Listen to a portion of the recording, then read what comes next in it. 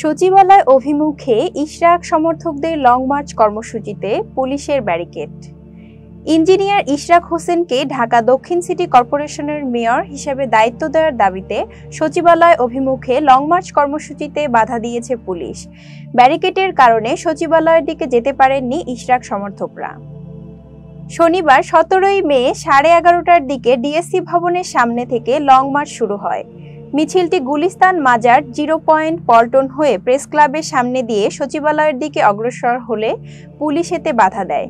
বাধা পেয়ে মিছিলটি নগর ভবনের সামনে ফিরে আসে।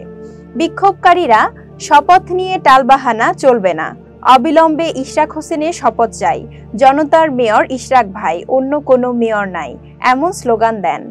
ইশরাকের সমর্থকরা আগে থেকেই নগর ভবন থেকে সচিবালয় পর্যন্ত লং মার্চ কর্মসূচি ঘোষণা করেছিলেন। এর অংশ হিসেবে সকালে নগর ভবন অবরুদ্ধ করে তৃতীয় দিনের মতো বিক্ষোভ ও অবস্থান কর্মসূচি পালন করেন তারা। পরে নগর ভবন থেকে লং মার্চ শুরু হয়। এদিন সাধারণ কর্মচারীরাও বিক্ষোভে অংশ নিয়ে নগর ভবনের সব গেট বন্ধ করে দেন। এতে ঢাকা দক্ষিণ সিটি কর্পোরেশনের প্রধান কার্যালয় অচল হয়ে পড়ে।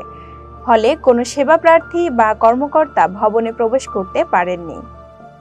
বিক্ষোভকারীদের অভিযোগ, আদালতের রায় ও নির্বাচন কমিশনের গ্যাজেট প্রকাশের পরও ইশরাক হোসেনকে শপথ নিতে দেওয়া হচ্ছে না। তারা অভিযোগ করেন, জনতার রায়ে নির্বাচিত ইশরাককে দায়িত্ব না দিয়ে জনগণের সঙ্গে বেইমানি করা হচ্ছে। শপথ না দেওয়া পর্যন্ত আন্দোলন চালিয়ে দেওয়ার ঘোষণা দেন তারা। 2020 সালের 1 ফেব্রুয়ারি অনুষ্ঠিত ঢাকা দক্ষিণ সিটি কর্পোরেশন নির্বাচনে বিএনপির ইশরাক হোসেনকে পরাজিত করে আওয়ামী লীগের শেখ ফজলে নূর তাপস মেয়র নির্বাচিত হন। তবে 27 মার্চ ট্রাইব্যুনালের রায়ে তাপসের বিজয় বাতিল করে ইশরাককে মেয়র ঘোষণা করা হয়। রায়ের কপি পেয়ে 22 এপ্রিল গ্যাজেট প্রকাশের পর বিষয়ে আইন মন্ত্রণালয়ের পরামর্শ চায় নির্বাচন কমিশন।